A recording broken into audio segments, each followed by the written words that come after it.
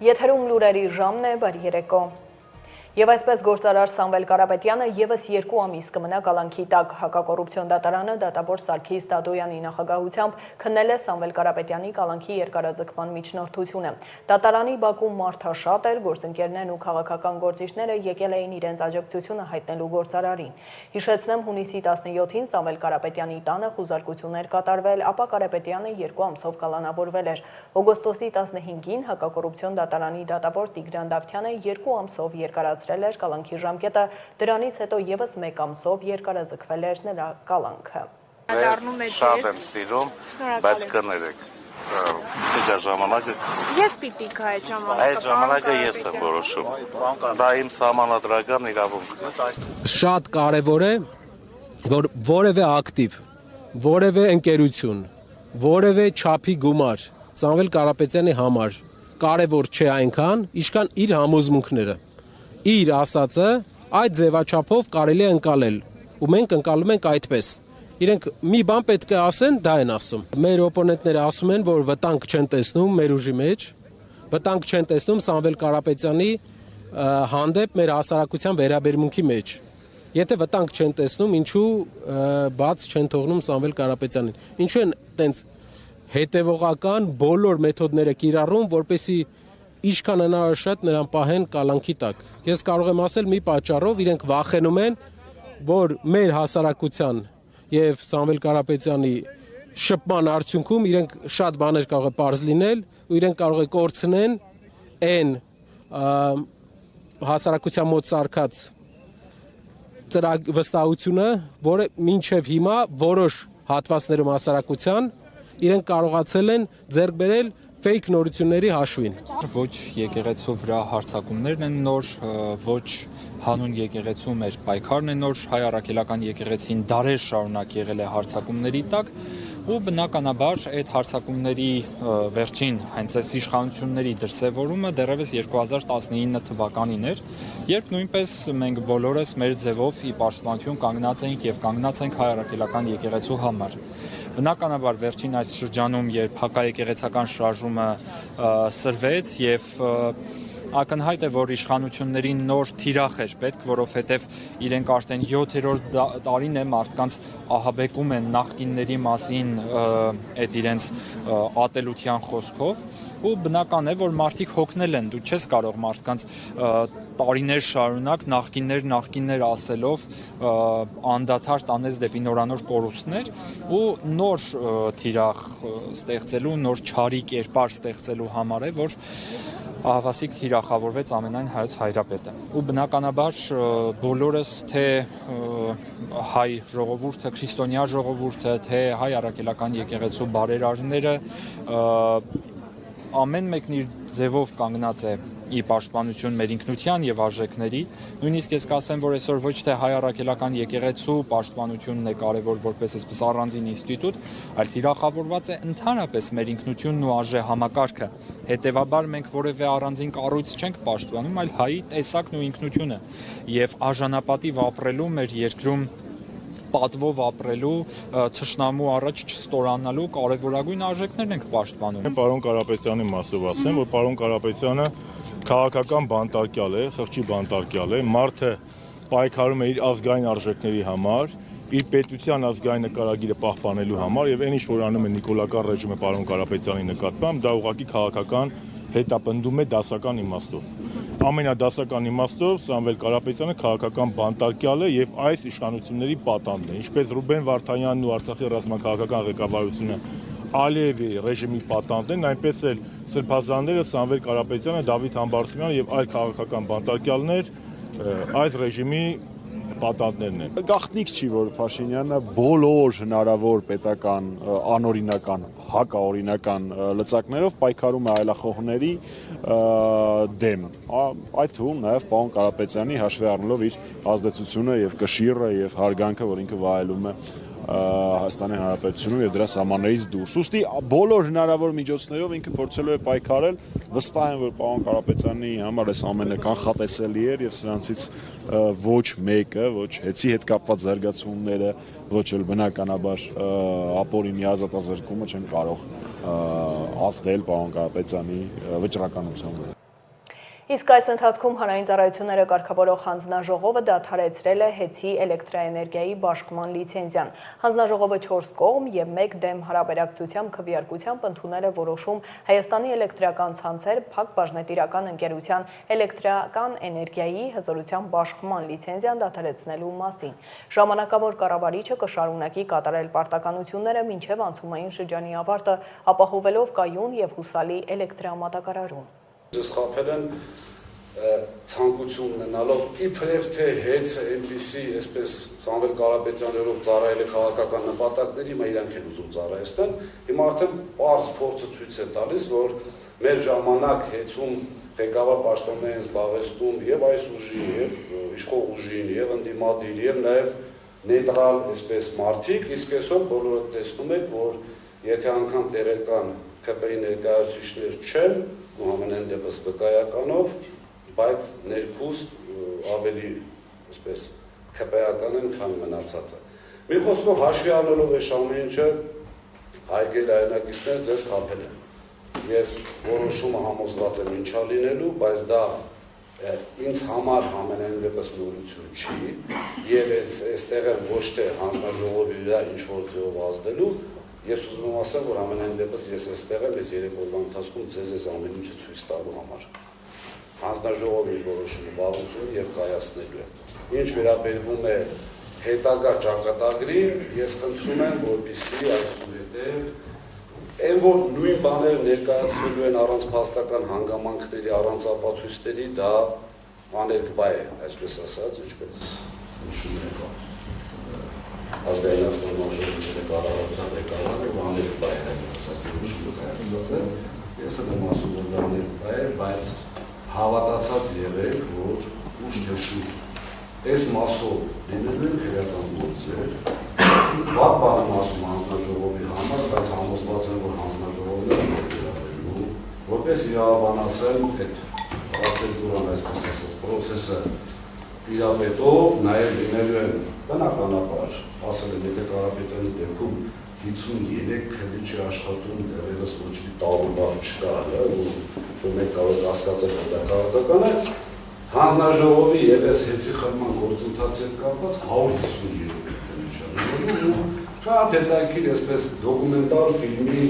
բան ունեն այսպես։ Եթե ցուցմունքներ, ով ինչ ասեց, ով ինչի հավեց, ով ոնց կատարեց։ Վաղաշաբաթը կատարեց իր ընտրությունը կենտրոնական ընտրական հանձնաժողովը հրապարակել է խոշորացված համայնքի բոլոր 47 ընտրատեղամասերի քվեարկության արդյունքը։ Հավաքանի են անցնում 3 քաղաքական ուժեր՝ քաղաքացիական պայմանագիրը, հաղթանակ դաշինքն ու Մայր Հայաստան կուսակցությունը։ Հավաքանիում քաղաքացիական պայմանագիրը կունենա 19 մանդատ, հաղթանակ դաշինքը 12, Մայր Հայաստանը 2 մանդատ։ Սա նշանակում է, որ քաղաքացիական պայմանագիրը միանձնյա կարող է համայնքապետ նշանակել առանց որևէ ուժի հետ կոալիցիա կազմելու։ Համայնքապետի թեկնածուն Արգիշտի Մեխակյանն է, որը շնորհակալություն է հայտնել վստահության համար։ Մասիս համայնքի ղեկավար է ընտրվել Դավիթ Համբարձումյան դաշինք խմբակցության անդամ Նորայր Հակոբյանը։ Այսօր ավականին նիստ է գումարել, որի օրակարգում համայնքապետի ընտրության հարցներ։ Քաղաքացիական պայմանագիրը նիստին չի մասնակցել։ Նորայր Հակոբյանի ելույթից հետո քվեարկությամբ 15 կողմ ձայներով նա միաձայն ընտրվել է համայնքապետ։ Մինչև նիստի սկսվել է Մասիսի համայնքապետարանի աշխատակազմի քարտուղար Վարդան Գաբրիելյանը լրագրողներին հայտնել է, որ եթե նոր համայնքապետ ընտրվի, 3 օր հետո կկազմակերպվի նրա երթման արարողությունը, որից հետո նա կհամարվի պաշտոնը ստանձնած։ 15 ձայների կողմ արդյունքով Մասիս համայնքի ղեկավար է ընտրվել Հայաստանի Դավիթ Համբարձումյան դաշինք խմբակցության թեկնածու Նորայր Արեգի Հակոբյանը։ Խնդրում եմ հաստատել։ Սույն որոշումը ուժի մեջ է մտնում ընդունման պահից։ Շնորհավորում եմ ընկեր Հակոբյան, ձեզ դեռնավոր։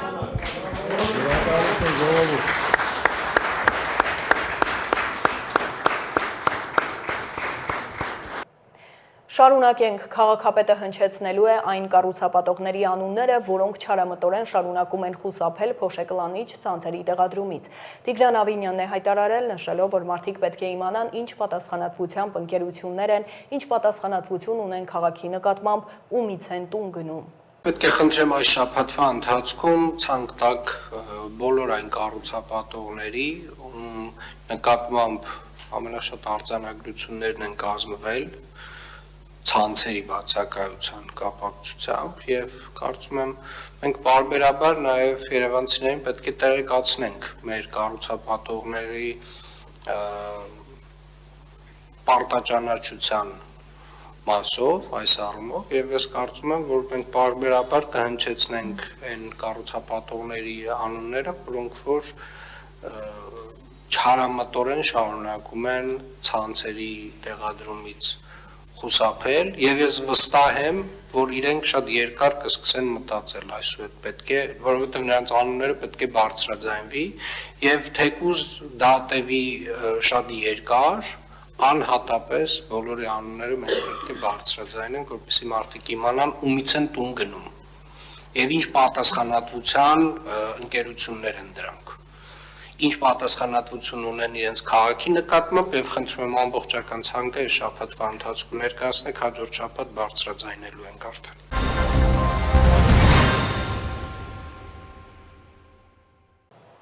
Եվ այսպես նոր բացահայտումներ մարտի 1-ի գործով խորհրդարանում գործի մասին մի էդ վճռից հետո հանրային քննարկում էր։ Ներկային գլխավոր դատախազը, քննչական կոմիտեի ու հակակոռուպցիոն կոմիտեի ղեկավարները, մարդու իրավունքների պաշտպանը։ Ընդդիմադիրները քննարկմանը չեն մասնակցել, հնչել են ելույթներ, մանրամասներ են ներկայացվել գործի բացահայտումներից, ապա ներկաները հարցեր են ուղղել։ Մարտի 1-ի գործի վերաբացման նպատակը ոչ թե քաղաքական հաշիվներ մաքրելն է, այլ արդարություն իրականացնող մարմինների նկատմամբ ժողովրդի վստահության ձևավորումն ու արդարադատության վերականգնումը։ Մարդու իրավունքների եվրոպական դատարանը սույն թվականի սեպտեմբերի 18-ին հրապարակեց Ֆարմանյանը եւ այլ ընդդեմ Հայաստանի գործով առանցքային նշանակություն ունեցող վճիռ հաստատելով, որ 2008 թվականի մարտի դեպքերի ժամանակ պետությունը ի թիվս այլնի խախտել է կոնվենցիոն կարևոր իրավունքներից մեկը, կյանքի իրավունքը, ինչպես նյութական, այնպես էլ ընթացակարգային բաղադրիչի մասով եւ փաստացիորեն պետությունն է պատասխանատու մի շարք զոհերի մահվան համար։ Մոտ 10 տարի հետո քրեական գործ է հարուցվել եւ մեղադրանքներ են ներկայացվել մի շարք նախկին բարձրաստիճան պաշտոնյաների, այդ թվում Ռոբերտ Քոչարյանին։ Իշխանությունները չեն կատարել արդյունավետ քննություն դիմորդների հարազատների մահվան հանգամանքները պարզելու վերաբերյալ։ Հասարակության լայն շերտերի համար մարտի 1-ի գործը վաղուց բացահայտված է։ Սակայն միեդի վերոնշյալ եզրահանգումը պետք է ազդակ լինի դատական իշխանության եւ ընդհանրապես իրավական համակարգի համար անելու անհրաժեշտ հետևությունները եւ գնահատման ենթարկելով Ֆարմանյանը եւ այլ ընդդեմ Հայաստանի գործով առանցքային նշանակություն ունեցող վճիռը վերջնական եւ միանշանակ իրավական գնահատական տալու մարդու իրավունքների մարտի 1-ի իրադարձությունների համար հիմնական պատասխանատվություն կրող անձանց գործողություններին։ Միայն այս վճռի լույսի ներքո է, որ մարտի 1-ի գործը ձեռք բերեց իրավական եւ բարոյական իմաստ։ Կայացած վճիռը իրավականորեն հիմնավորում է այն, ինչ բոլորս գիտենք քաղաքականապես, նախկին ռեժիմը պարտվել է, ձախողվել է։ Հետևաբար թեկուզ տարիներ անց արդարադատությունը անխուսափելի է։ Մարտի 1-ի գործը պետք է դառնա անպատժելիության վերջին մշակույթի վերջին հանգրվանը։ Դատարանը նաև արձանագրվել է, որ քննության հիմնականում ուղղված է եղել քաղաքական ընդդիմության նկատմամբ քերական հետապնդմանը, այլ ոչ թե ոստիկանության գործողությունների գնահատմանը, ինչը ստեղծել է քաղաքական կողմնակալության տպավորություն։ Մի շարք ոստիկաններ ներգրավված են եղել ամենակարևոր ապացույցների ձեռքբերման մեջ, օրինակ բալիստիկ եզրակացությունների կազմանը, ինչը ևս ավելի է նվազեցնել քննության անկախության երաշխիքները։ Այս մասով հարկ է նշել, որ քերական վարույթով հանրային քերական հետապնդում է իրականացում նաև դատաձգաբանական փորձակնություն իրականացած փորձագետ Հովհաննիսյանի նկատմամբ, ով մեղադրվում է 2003 թվականի ապրիլ 18-ին ընդունված քերական օրենսգրքի 38-349 հոդվածի 3-րդ մասի առաջին կետով, քանի որ քննությամբ հիմնավորվել է, որ նա որպես փորձագետ օժանդակել է ապացույցներ կեղծելու գործընթացին։ Մեղադրյալ Հովհաննիսյանի գտնվելու վայրը չի պարզվել եւ նրա նկատմամբ հայտարարվել է հետախուզում։ Դատարանը որոշմամբ նշել է նաև, որ լուրջ փորձեր չեն եղել բողոքի ցույցերը ճնշելու ժամանակ AK-74 ինքնաձիգեր եւ Մակարով ատրճանակներ օգտագործող ոստիկանական ուժերին նույնականացնելու եւ հարցաքննելու համար։ Ոչ մի պատշաճ քայլ չի ձեռնարկվել 3 զոհերի մարմիններից հանված փամփուշտները դրանք արձակած զենքերի հետ համադրելու համար կամ թե ինչ է պատահել նրանց, ովքեր սպանվել են չվերականգնված փամփուշտներից կամ անհայտ առարկայից։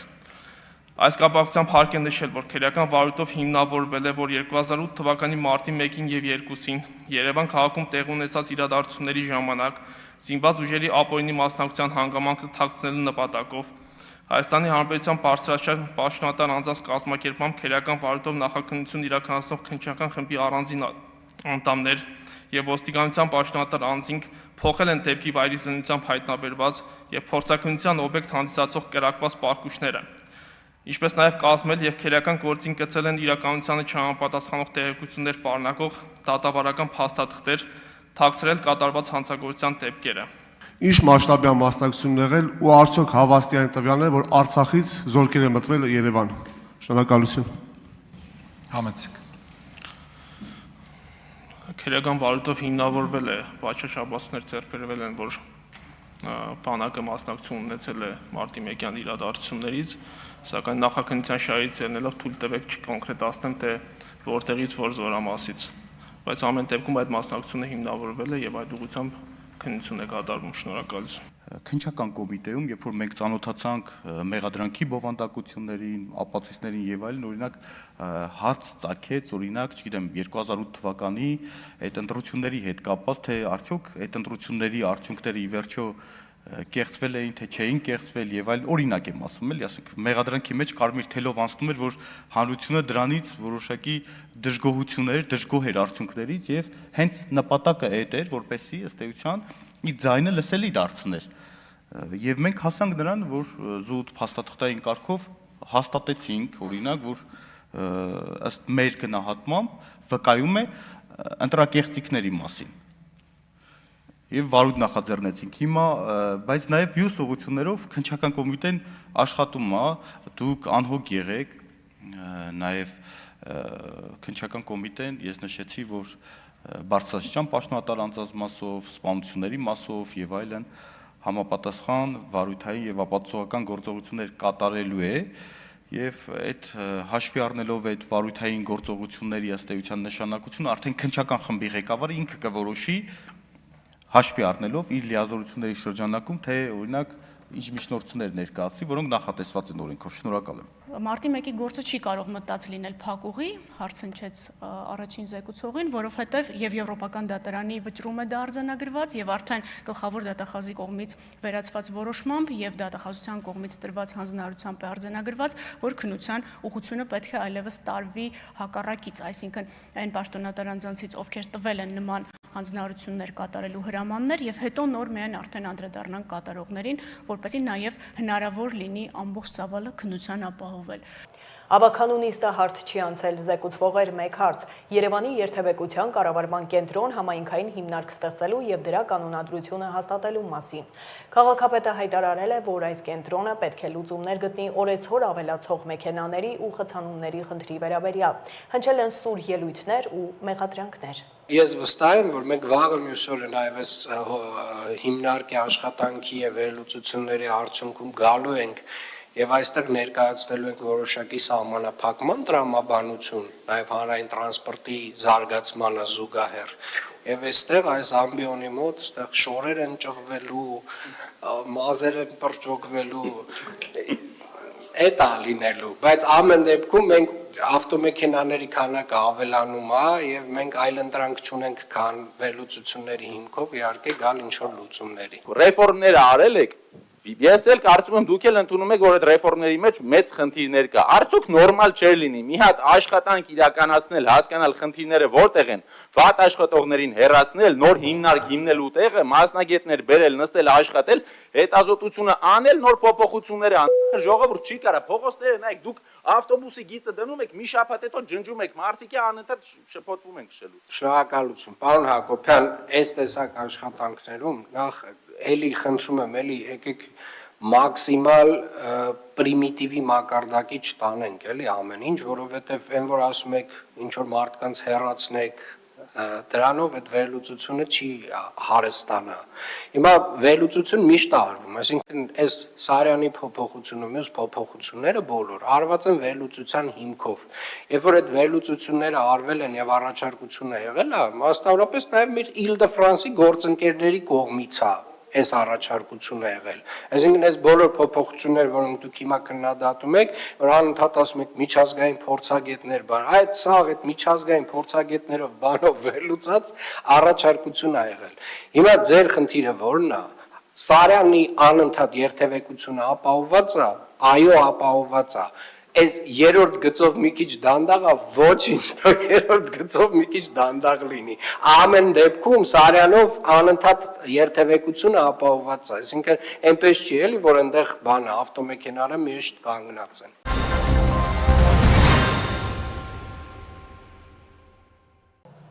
Եվ այսպես վարչապետը Կիրակի Արարատի մարզի Արարատ գյուղի Սուրբ Հակոբ եկեղեցում կմասնակցի Տեր Երվանդ Քահանա Բաբայանի ձեռամբ մատուցվող Սուրբ եւ անմահ պատարագին։ Այս մասին Facebook-յան տեսաուղերձում հայտնել է Նիկոլ Փաշինյանը։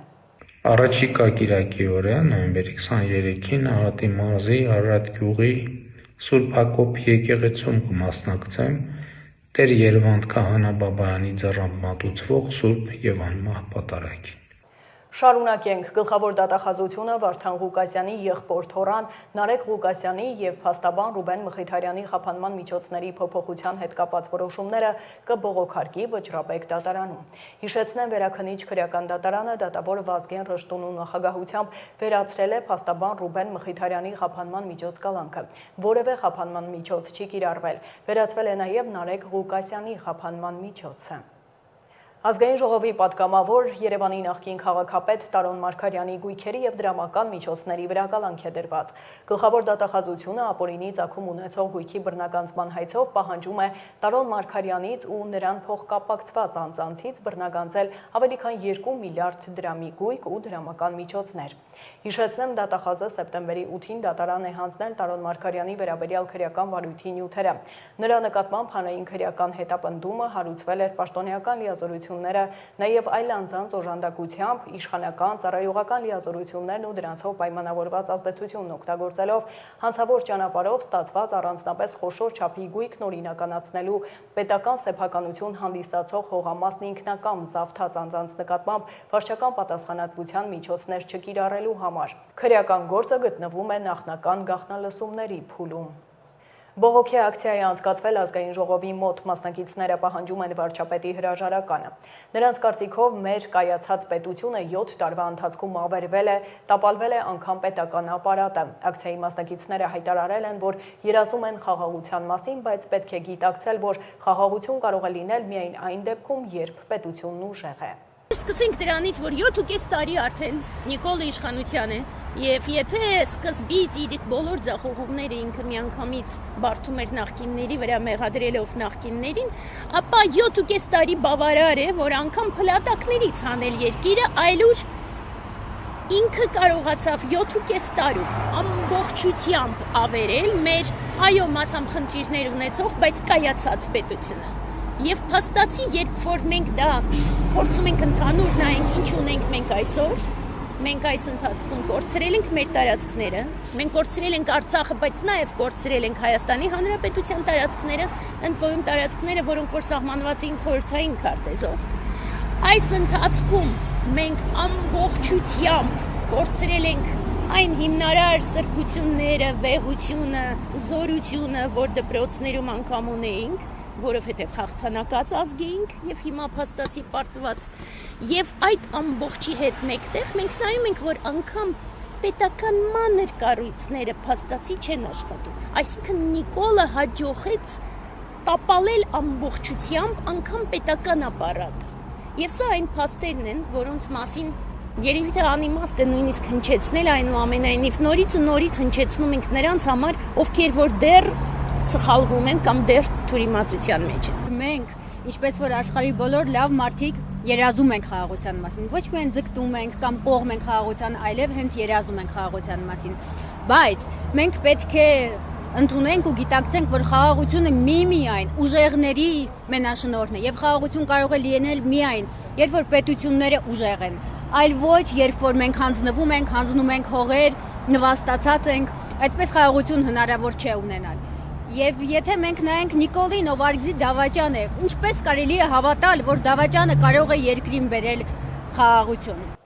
Սիգ ձկնատեսակի համար դրույքաչափը 3 անգամ կավելանա 65 դրամից դառնալով 200 դրամ։ Շրջակա միջավայրի նախարարության ռազմավարական քաղաքականության վարչության պետն է ներկայացրել օրենսդրական փոփոխությունները, որոնցով վերանայվել են կենսապաշարների բնօգտագործման վճարները։ Լուսինե Ավետիսյանի խոսքով բնօգտագործման վճարների վերանայման նպատակն է արժևորել ձկնատեսակների ռեսուրսները։ Ավետիսյանը պատասխանել է հարցին, արդյոք սա չի հանգեցնի շուկայում սիգի գնի բարձրացման։ Այս նպատակը ինչն էր, որպիսի ռեսուրսների արժևորվեն, այսինքն դրույքաչափերը վերանայվել էին շատ վաղուց, այսինքն 2006 թվականին էին վերանայվել մեկ անգամ դրույքաչափերը, դրանից հետո կիրառվել էին որոշակի գործակիցներ նոր հարկային օրենսգրքի ընդունմամբ, սակայն դրանք բավական ցածր են, որպիսի ճիշտ գնահատվի ռեսուրսի արժեքը։ Բոլոր կենթանական աշխարհի տեսակների համար դրույքաչափերը ավելացվեցին այս կարգավորումով մոտ 2 անգամ, սակայն սիգ ձկնատեսակի համար այս պահի դրությամբ գործող դրույքաչափը 65 դրամ է, այն ավելացվեց մոտ 3 անգամ, որ 26 թվականի հունվարի 1-ից դրույքաչափը սիգի համար սահմանվել է արդեն 200 դրամ։ Մյուս կենթանատեսակների մասով դրանք մոտ կրկնակի անգամ են ավելացվել։ Եվ եւս մեկ անգամ նշում եմ, որ այս դրույքաչափերի ավելացումը նպատակ ունի արժևորելու մեր ռեսուրսները։ Բայց բացի դրանից կարգավորումը միայն դրույքաչափերի ավելացմամբ չի պայմանավորված, փոխվել է ընթացակարգը վճարման։ Եթե այսօր գործող օրենքով մինչև ուժի մեջ մտնելը 26 թվականից պետք է վճարվի փաստացի օգտագործման համար, 26 թվականի հունվարի 1-ից վճարները պետք է իրականացվեն արդեն տրամադրված չափաքանակի համար։ Սա ինչ նպատակ է հետապնդում, որովհետև եթե դիմելու համար, եթե դիմումը որևէ կենդանիների օգտագործման համար տնտեսվարող կամ ֆիզիկական կամ իրավաբանական անձ, այստեղ կարևոր չի, եւ ստանում է համապատասխան իրավունքը, արդեն այս դեպքում հետո ստանալով այդ մեծ չափաքանակը փաստացի կարող է օգտագործել շատ ավելի քիչ, մյուսին զրկելով իր չափական, այսինքն արդարացի բաշխման մեխանիզմ է այստեղ դրվել, որ յուրաքանչյուրը սպառի այնքան, ինչքան իրեն անհրաժեշտ է, այսինքն չվերցնի մեծ չափականակ եւ ասի օգտագործել եմ օրինակ սիգը վերցնում ենք շատ ավելի մեծ չափականակով, բայց փաստացի որսվել է սկան եւ փաստացի մյուսին, որը կարող էր այդ չափականակը օգտագործել, այդ իրավունքից զրկվում է։ Սա է եղել հիմնական նպատակը այդ մեխանիզմի արդարացի բաշխման համար։ Նշեցինք, որ սիգը այսօր շատ կարևոր դեր ունի նախ Սևանա լճի էկոհամակարգի համար, ինչպես նաեւ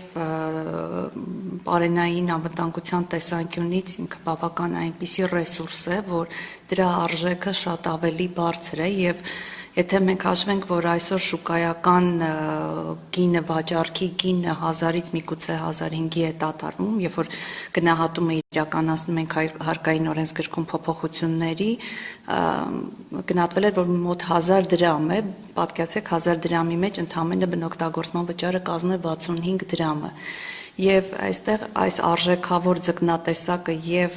որպես սննդային նշեցի պարենային անվտանգության տեսանկյունից գնահատված չէ եւ որպիսի նաեւ բնօգտագործման վճարի կարգավորիչ ֆունկցիան ճիշտ կիրառվի, այդ նպատակով կոնկրետ այս ձկնատեսակի համար փոքրինչ ավելի սահմանվեց որպես արժեքավոր ռեսուրս մեր պետության, մեր երկրի համար, մնացածի համար կրկնակի անգամ, բայց ինչպես նաև հաշվի առնվել գնաճ այս տարիների ընթացքում, որ էլի գների բավական աճ ենք ունեցել, էլի կրկնակի անգամ այդ ժամանակահատվածը գնահատվել էր Բայց ել եմ նշում, որ սիգի մասով առանձնահատկությունը պայմանավորված է իր արժեքավոր տեսակ լինելու հանգամանքով։ Իսկ հետաքրքիր է ակնկալում եք կամ ձեր վերլուծությունները ինչ են ցույց տալիս շուկայում սիգի գնի արժեքի բարձրացում կանխատեսվում է այս փոփոխությամբ պայմանավորված։ Տեսեք, փոփոխություն կարող է լինել, բայց տարբերությունը ընդամենը 135 դրամ է եւ դա չեմ կարծում, որ շուկայի վրա որևէ, այսինքն իր բալանսի վրա որևէ մեծ ազդեցություն կրի։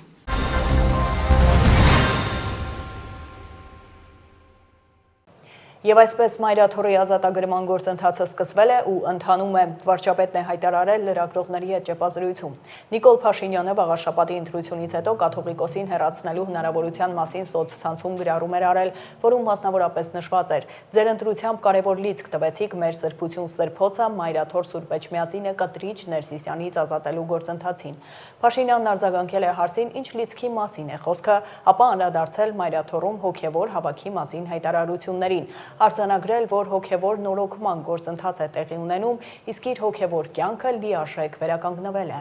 Ինչ վերաբերում է լիցքին, հենց այդ լիցքն է, լիցքի մասին է խոսքը, որ վաղար շաբաթում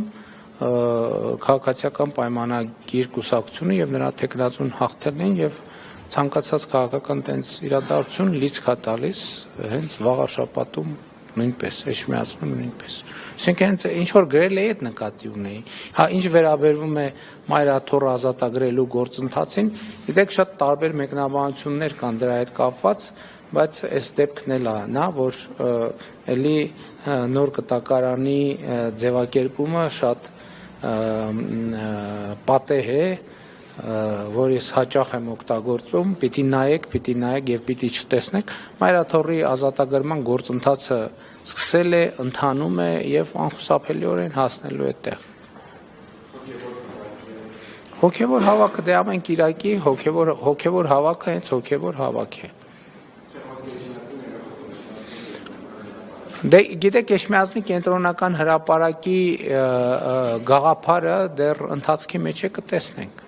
Նկատի ունեմ, գիտեք ինչ, այդ բաները, որ հայտարարվում է, ի վերջո պետք է նաև արձանագրել, որ դա նաև երկխոսություն է, չէ, հանրության հետ, եւ նաև որոշակի այդ գաղափարին հաջորդում են ուրիշ գաղափարներ, այդ գաղափարներին արձագանքելով մարդիկ ուրիշ առաջարկ են անում, այսինքն ամեն ինչ տենց կարծրացած չի եւ ինքը ճկուն process է։ Նկատի ունեմ այնպես չի, որ որևէ որոշմամբ հաստատել ենք, որ SS, կարևորը որ Հայաստանում հիմա ընդհանուր առմամբ ես պիտի ուրախությամբ եւ գոհունակությամբ արձանագրեմ, որ հոգեվոր նորոգման գործընթաց է տեղի ունենում։ Ես ուրիշ բան ասեմ, ես անձամբ մի քիչ այդ անձնական ընկալումը, ես ուրախ եմ առաջին հերթին նրա համար, որ իմ հոգևոր կյանքը այսօր լիարժեք վերականգնվել է, որովհետև ես այսօր չեմ գնում պատարակների որպես վարչապետ, որ նստում են այնտեղ փողկապներով խիստ պատվիրակություններ, ես այնտեղ գնում եմ որպես հայաստանյան առաքելական եկեղեցու շարքային հետևորդ եւ ինձ պահում եմ, կարող եմ պահել, ես այն մյուս ձևաչափերով չէի կարող այդպես պահել ինձ պատարակների ժամանակ, իսկ դրանից դուրս էլ պատարակի չէի կարող գնալ, որովհետև այդ ապա հոգևորականության մթնոլորտը, որ կար, որ հաստատված էր, դա շատ մեծ արգելք էր։ Հիմա այդ արգելքը հաղթահարված է, ամենամեծ խնդիրը լուծված է, որ ես այսօր որպես հայաստանյա առաքելական Սուրբ եկեղեցու շարքային հետևորդ կարող եմ լիարժեք ապրել իմ հոգևոր կյանքով եւ դա ամենակարևոր բանն է եւ ես ուզում եմ դա տեղի ունենա ընդհանուր առմամբ Հայաստանի բոլոր քաղաքացիների, ովքեր ունեն հոգևոր կյանք։ Եվ իմիջիալոց, երբ որ ես ասում եմ, որ հանրահավաք չի, դա պատարակ է եւ ես ուրախ եմ նաեւ, որ մեր կուսակցությունը, մեր համախոհները, նրանք ովքեր հոգևոր կյանք ունեն, նրանց հոգևոր կյանքն էլ է վերականգնվում։ Ի վերջո այդ ամեն ինչը բան չի, սա ձև չի եւ ես անձամբ շատ բավարարված եմ, որ ամեն շաբաթ կարող եմ գնալ եկեղեցի, մասնակցել պատարագի, ծնկի գալ եւ այդ թվում մեղքերի թողություն ստանալ։ Դա յուրաքանչյուր մարդու համար կարեւոր է։ Մինչև երեխայի 6 տարեկան դառնալը ընտանիքը կստանա ամսական 50,000 դրամ, որին կգումարվի մինչև 10,000 հետվճարը։ Կառավարությունը փոփոխություն է կատարում ընտանիքում երրորդ եւ յուրաքանչյուր հաջորդ երեխայի ծննդյան կապակցությամբ տրվող պետական աջակցության ծրագրում, որն ուժի մեջ էր մտել 2022-ի հունվարի 1-ից եւ ավարտվում է 25-ի դեկտեմբերի 31-ին, այսինքն այս տարեվերջ։ Աշխատանքի եւ սոցիալական հարցերի նախարարը հայտարարել է, որ հետազոտություններն ու վերլուծությունները նաեւ միջազգային փորձը ցույց են տալիս, որ նման աջակցության ծրագրերը ամենակարևոր ժողովրդագրական աջակցության ծրագրերից են, որոնք նպաստում են ընտանիքներում երրորդ եւ հաջորդ երեխաների ծննդին եւ աջակցում են ընտանիքներին երկարատև։ Առաջարկվում է սա մշտական պետական նպաստի վերածել։ Թորոսյանը եւս մի առաջարկ է արել։ Հաշվի առնելով կրկին թե մեր ունեցած փորձը եւ թե նաեւ միջազգային փորձը եւ թե նաեւ այն տրամաբանությունը, որ դրված է այս նպաստի հիմքում, ինչը երեխայի ծննդյան շուրջ ծագող խնդիրները լուծելուն է միտված, այսինքն դա այդ պահին առաջացող ծախսերն են ընտանիքի, որոնք որևէ կարգաթվով ըստ էության պայմանավորված չեն, կապ չունի, որ երրորդ երեխան է ծնվում, ծախսերը միատեսակ են, առաջարկում ենք այն համահարթեցնել, նաև հաշվի առնելով մի հանգամանք, որ հաճախ այս նպաստը դիտվում է ոչ իր հիմնական նպատակով շատ ընտանիքների կողմից եւ մենք ունենում ենք նաեւ դեպքեր եւ իրենք շատ են, եթե կարիք կլինի թվերն էլ կասեմ, երբ որ հատկապես 5-րդ եւ հաջորդ երեխայի դեպքում ընտանիքները երեխա ունենում պարզապես այս գումարի համար եւ հետո շատ մեծ դժվարություններ են ունենում այդ երեխաներին խնամելու, դաստիարակելու եւ ըստ էության մեծացնելու։ Առաջարկում ենք բոլորի դեպքում սահմանել 500,000 դրամ, ինչը նշանակում է, որ առաջին եւ երկրորդ երեխայի դեպքում մենք ունենում ենք աճ եւ ես կարող եմ ասել, որ օրինակ 2024 թվականին պարոն Թորոսյան, բայց բոլորի դեպքում էլ ունենում ենք աճ, որովհետեւ մենք հիմա էքսպերիմենտալ ծրագիրը դարձնում ենք արդեն ծրագրային։ Նախորդ կտորով բոլոր դեպքերում այն։ Բայց ուզում եմ մենք այդ նյուանսը ճիշտ արձանագրենք։ Մենք նախկինում ունեինք 300,000, 300,000, 500,000, 1 միլիոն, 1,5 միլիոն։ Հիմա մենք այս երրորդ եւ յուրաքանչյուր հաջորդ երեխայի ծննդյան դեպքում արդեն ոչ թե էքսպերիմենտ, այսպես պիլոտային ծրագիր է, այլ դառնում է մշտական ծրագիր։ Այսինքն հիմա ստացվում է, որ մենք առաջին երեխայի ծննդյան գումարը ավելացնում ենք 200,000 դրամով, երկրորդ երեխայի ծննդյան գումարը ավելացնում ենք 200,000 դրամով, երրորդ եւ յուրաքանչյուր հաջորդ երեխայի համար այլևս մշտապես վճարվող ամիսը 50,000 վճարում ենք պլյուս այդ 500,000-ը։ Այսինքն իրականում բոլորի դեպքում էլ ավելացնում։ Ես հատուկ նշեցի 4 միլիոն 320-ը, որ ըստ էության այդ գումարային թիվն է նաև գալիս մեկ երեխային վճարվող նպաստի չափով, պարզապես ուզում եմ ասել, որ 21600 երեխա մենք ունենում ենք հենց առաջին եւ երկրորդ կարգաթվով ծնվող եւ 300-ը միանգամից դառնալու է 500,000, սակայն այս կարգավորումը ուժի մեջ է մտնելու սեպտեմբերի 1-ից, սա էլ եմ հատուկ ուզում նշել, որպեսզի որևէ կերպ չանդրադառնա այս պահին երեխա սպասող ընտանիքների վրա, երկու դեպքում էլ մտնելու է սեպտեմբերի 1-ից։ Շարունակենք, գլխավոր դատախազության դիմաց բողոքի ակցիա է անցկացվել, մասնակիցները ձայնն են բարձրացրել իրենց խոսքով բռնաճնշումների դեմ։ Հայտարարել են, որ Հայաստանում կա ավելի քան 50 քաղբանտարկյալ։ Հայաստան խմբակցության պատգամավորներն ասել են, որ մոտ ժամանակներս պաշտոնական հայտարարություն կանեն եւ կսկսեն քաղաքական ուժերի հետ խորհրդակցությունները։ Իշխանությանը հակազդելու ներկայի քայլերն անհամաչափ են, կարծում են նրանք։ Իրավիճակը փոխելու համար ամբողջ ընդդիմադիր դաշտը պետք է լիարժեք գործակցի առնվազն այնպիսի հարցերում, ինչպիսիք են քաղբանտարկյալների պաշտպանությունը, բռնաճնշումներին հակազդելու մեխանիզմների ստեղծումն ու եկեղեցու պաշտպանությունը։ Ակցիայից հետո նրանք երթով շարժվել են դեպի Շենգավիթի դատարան, որտեղ տեղի էր ունենում Բագրատ Սրբազանի եւ մյուս 18-ի դատավարությունը։ Երկրում կան 5 տասնյակից ավելի քաղբանտարկյալներ, ազգային բարերար, սրբազան հայրեր, Արցախի ու Հայաստանի ազգային ժողովի պատգամավորներ, բլոգերներ, լրագրողներ, զինվորականներ, պարզ շարքային քաղաքացիներ, ովքեր այսօր գտնում են անազատության մեջ, բացառապես նրա համար, որ ունեն սեփական տեսակետ, պայքարում են հայկական ինքնության համար եւ հաշտ չեն այսօրվա իշխանության վարած հակահայ քաղաքականությունը։ Այս պայն համարժեք չի եւ ես կարծում եմ պետք է հասնենք նրան, որ լինի համարժեք։ Ինչպես պիտի հասնենք, երբ Ժողովրդի կամքով, շարունակական գործողություններով, նախ ասեմ, որ սա մեկ անգամյա ակցիա չի լինելու, սրան հաջորդելու է հաջորդ շաբաթ չորեքշաբթի օրը ազգային ժողովում տեղի ունենալու Հայաստան խմբակցությունը հրավիրել, պատիվ ունեմ խմբակցությունը հայտարարության տեքստին միացել համատեղ տեղի կունենա լսումներ քաղբանտարկյալներ թեմայով, դե պարզ է ՔՊ-ի վերաբերմունքը ՔՊ-ն դեմա, չէ, մենք կարող ենք նաև լիագումար տեղափոխել նիստը, բայց մեր համար այդ նիստը ծառայելու է, հրավիրելու ենք պաշտպաններ, հրավիրելու ենք նաև միջազգային կազմակերպություններ, այսօր հրավիրելու ենք իմիջիալոց նաև դատախազին։ Թող գա ազգային ժողով այդ լսումներին, այն որ գնացել էին մարտի 1-ին բեմադրում, թող չորեքշաբթի օրը գա ազգային ժողովի նիստին, որտեղ փաստաբանները, հասարակական, քաղաքական, հանրային գործիչները խոսեն բոլոր են ապօրինությունների մասին, ինչ որ անում այսօրվա դատախազը։ Իրապահ համակարգը իշխանությունների վերահսկողության տակ են եւ անկախ որոշումներ շատ քիչ մարդիկ կան եւ շատ քիչ, չգիտեմ, իրապահ համակարգում շատ քիչ հանձնավորություններ կան, նույն դատական համակարգում են, որոնք պատրաստ են անկախ եւ անաչառ որոշումներ կայացնելու։ Բայց դա չի նշանակում, որ մենք չպետք է պայքարենք եւ այս ակցիան էլ դրա առհավատչանա, որ մեր հասարակության տարբեր շերտերից պետք է միավորվեն այն մարդիկ, որոնք որ այս ընթացքում տարբեր, չգիտեմ, ծառերի հետևներին, չգիտեմ, ինչ որ տես թփերի հետևին խոսում են անարդարությունից եւ այլը, բայց պահը գալիս է եւ իր մասնակցությունը եւ բողոքի ձայնը պետք է բարձրացնի։ Սա լավագույն շանսն է, լավագույն ձևն է, որպեսզի այն մարդիկ, որոնք մինչեւ հիմա բողոքում են տներում իրենց, չգիտեմ, խոհանոցներում բողոքում են եւ ասում են, բա ինչ պետք է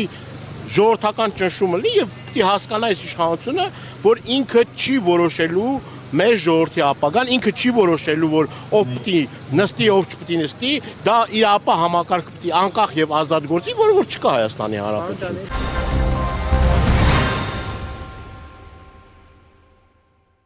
Եվ այսպես վարչապետը պաշտոնական այցով Ղազախստանում է։ Աստանայի միջազգային օդանավակայանում Նիկոլ Փաշինյանին դիմավորել է Ղազախստանի վարչապետը։ Նիկոլ Փաշինյանն առանձնազրույց է ունեցել Ղազախստանի նախագահի հետ։ Կասիմ-Ժոմարտ Տոկաևը կարևորել է Փաշինյանի այցը, իսկ Փաշինյանը համաձայնել, որ այցը նոր լիցք կհաղորդի երկկողմ հարաբերությունների զարգացմանը։ Նաև ընդգծել այդ գործում Տոկաևի անձնական ներդրումը։ Հանդիպումից հետո հայտարարություն են ստորագրել։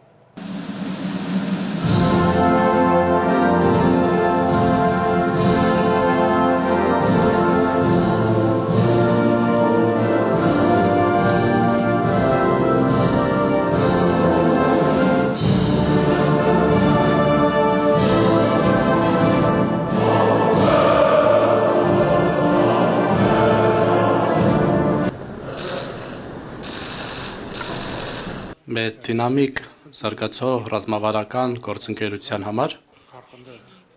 հետևաբար հարաբերությունները մեր նոր իմպուլս են ստանում եւ մենք վստահ ենք, որ դա նաեւ նոր իմպուլս կլինի մեր հետագա հարաբերությունների զարգացման համար։ Սա ձեր առաջին պաշտոնական այցն է Ղազախստան, հետևաբար մենք դրան մեծ կարևորություն ենք տալիս։ Հուսով եմ, որ այն լավ կանցնի եւ հուսով եմ, որ Ղազախ ժողովրդի համար, մեր պատմության համար, մեր ավանդույթների համար, մեր մշակույթի համար այս այցի կարևորությունը կլինի էական։ Ես կարծում եմ, որ մեր հարաբերությունների այս նոր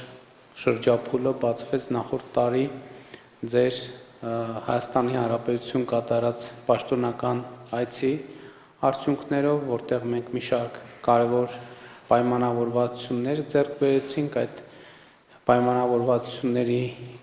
մի մասը արդեն կատարվել է, մյուս մասը կատարման ընթացքի մեջ է եւ սա իսկապես շատ գործնական եւ ռազմավարական գործընկերություն է եւ համոզված եմ, որ այս այցի շրջանակներում մենք այդ ամենի հետագա զարգացումը կապահովենք եւ ինձ համար մեծ պատիվ է պաշտոնական այցով Ղազախստանում լինելը եւ ձեր կողմից հյուրընկալվելը եւ ես նաեւ մեծ հաճույքով ուզում եմ ընդգծել, որ սա մեր երկրների, մեր կառավարությունների եւ մեր երկու երկրների առաջնորդների միջև փոխվստահության շատ կարևոր արտահայտություն է, ինչը ամենևին էլ երկրորդական դեր չունի մեր երկրների հարաբերությունների զարգացման եւ խորացման համար եւ կրկին ուզում եմ ձեզ շնորհակալություն հայտնել այդ ամենի առիթով։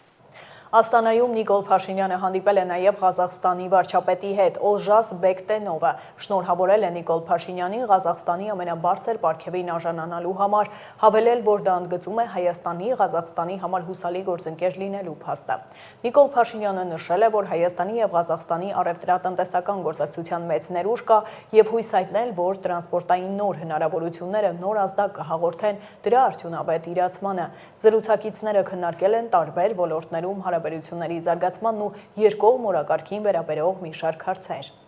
Այսօր արդյունավետ բանակցություններ եք ունեցել Ղազախստանի Հանրապետության նախագահ Կասիմ-Ջամալ Տոկաևի հետ։ Եվ կառավարությունը Ղազախստանի ամեն քայլ կձեռնարկի, որպեսզի ձեռք բերված համաձայնությունները իրագործվեն։ Օգտվելով այս հնարավորությունից մեծարգո պարոն վարչապետ, թույլ տվեք շնորհավորեմ, որ արժանացել եք այսօր մեր երկրի ամենաբարձր պարգևին։ Շնորհավորում եմ։ Հայաստանը հանդիսանում է Ղազախստանի համար հուսալի եւ կարեւորագույն գործընկեր։ Ինձ համար մեծ պատիվ է արժանանալ Ղազախստանի բարձրագույն պարգևին եւ շատ պարտավորեցնող է եւ շնորհակալ եմ պարոն նախագահին այդ որոշումը կայացնելու եւ ձեզ շնորհավորանքների համար։ Շատ ուրախ եմ ձեզ տեսնելու եւ ձեզ հետ այս քննարկման առիթը ունենալու համար։ Մենք իհարկե նաեւ ԵԱՏՄ հարթակներում միջկառավարական խորհրդի նիստերին բավական հաճախ հանդիպում ենք եւ շատ լավ գործընկերություն է մեր միջև հաստատված, ինչը ես շատ բարձր եմ գնահատում եւ ուզում եմ նաեւ շնորհակալություն հայտնել ձեզ մեր երկրների միջև տնտեսական հարաբերությունների խորացմանը նպաստելու համար։ Մենք ճանապարհին արդեն հասցրեցինք խոսել, որ նոր հնարավորություններ են բացվում մեր երկրների միջև առևտրատնտեսային հարաբերությունները խորացնելու համար։ Իհարկե այն դինամիկան, որ ունենք, վատ չի, բայց իրականում պոտենցիալը շատ ավելի մեծ է, բայց մենք տրանսպորտային սահմանափակումների բերումով չենք կարողացել այդ պոտենցիալը օգտագործել, չնայած քաղաքական կամքին, ցանկության հնարավորություններին, եւ հիմա տրանսպորտային նոր հնարավորություններ են բացվում եւ կարծում եմ, որ այդ հնարավորությունները պետք է օգտագործել։ Նաեւ նախագահ Տոկաևի հետ առիթ ունեցանք քննարկելու մեր երկրների միջև օդային հաղորդակցությունը վերականգնելու հարցը եւ այդտեղ էլ շնորհակալ կլինեմ ձեր աջակցության համար։ Պետք է ասեմ եւ նախագահ Տոկաևին էլ այդ մասին ասացի, որ մեր երկրում ավիա փոխադրումների հետ կապված հիմա ակտիվ զարգացումներ տեղի ունենում են, բայց շուկան դեռ կայացման փուլում է եւ այստեղ նաեւ շատ լավ կլինի, եթե ղազախական ընկերությունները նախաձեռնություն ցուցաբերեն։ Բարձր տեխնոլոգիական արդյունաբերության նախարար Մխիթար Հայրապետյանը լիարժեք սատարում է իր քաղաքական առաջնորդին վեհափառին հեռացնելու գործընթացում։ Ճեպազրույցում լրագրողները հետաքրքրվել են այդ դեպքում ինչու չի մասնակցում պատարակներին։ Հայրապետյանը պատասխանել է, որ պատճառն այնպիսին է, որի մասին չի կարող խոսել ոչ հիմա, ոչ ապագայում։ Վերջին 3 տարիներին չի այցելում պատարակի, թեև գնում է եկեղեցի, աղոթում է, հաղորդակցվում Աստծո հետ։ Հայրապետյանը պատասխանել է նաև վաղը Համալիրում նախատեսված միջոցառման մասին հարցին։ Միջազգային փորձի հետ կապ ունի Նիկոլ Փաշինյանը բոլոր ԿՊԱ-ականներին հրավիրել Համալիր հանդիպման վաղը։ ԿՊԱ-ականների քաղցրային։ Եվ նրա ԿՊԱ-ականներին։ Վաղ ենթադրում եմ վաղը պարզ կլինի։ Առաջարկում եմ, հա, ես ներկա եմ լինելու, առաջարկում եմ, այո, կա առիթ, վաղը կիմանաք այդ մասին։ Բայց ինչու է գաղտնի պահվում։ Չեմ կարծում, բայց ճիշտ եմ համարում, որ վաղը հնչեցվի այդ մասը։ Ասվել է, որ մենայն մեռածները կարող են չգան, բոլորը մեկ մարդուց պետք է ներկա լինեն։ Ինչ կարևորություն է կան։ Մեկնաբանություն չունեմ։ Այսինքն բոլոր թվականները լինելու է պետական աշխատողների հետ կապ ունի սա, թե ինչ է, նախընտրական հավաք է, ինչ է լինելու։ Վաղը հստակ այդ մասին հայտարարություն կլինի։ Բաց հանդիպում է լինելու, պարոն Հայրապետյան, մենք կարող ենք գալ լուսաբանել։ Չեմ, այ տեխնիկական հարցերին չեմ տիրապետում, ենթադրում եմ նպատակահարմար կլինի վարչապետի աշխատակազմին այդ հարցերում։ Եկեղեցու շուրջ իրադարձությունների վերաբերյալ է Նիկոլ Փաշինյանը շարունակում տեսակետ հայտնել, երեկ էլ ասաց, որ ըստ պլանավորվածի գնալու է, ինչպես ինքնարժան կրթիչներ Սիսյանը պիտի հեռանա, հրաժարական պիտի ներկայացնի։ Դուք այս հարցում աջակցում եք Նիկոլ Փաշինյանին։ Ես այդ հարցին իմ դիրքորոշումը հայտնել եմ, ասել որ լիարժեք սատարում եմ իմ քաղաքական առաջնորդին։ Գյումրու քաղաքապետ Վարդան Ղուկասյանի որդին Սպարտակ Ղուկասյանը 2 ամսով կալանավորվել է, դատարանը բավարարել է միջնորդությունը։ Վարդան Ղուկասյանին էլ նոր մեղադրանք է ներկայացվել օրերս դատական նիստերից մեկի ավարտից հետո արված հայտարարությունների համար։ Քննչական կոմիտեից հայտնել են, որ քրեական վարույթի նախաքննության ընթացքում 2 անձի նկատմամբ հարուցվել էր հանրային քրեական հետապնդում խուլիգանության հատկանիշներով։ Այսքանն էինք նախատեսել այս շաբաթվա համար, կհանդիպենք երկուշաբթի։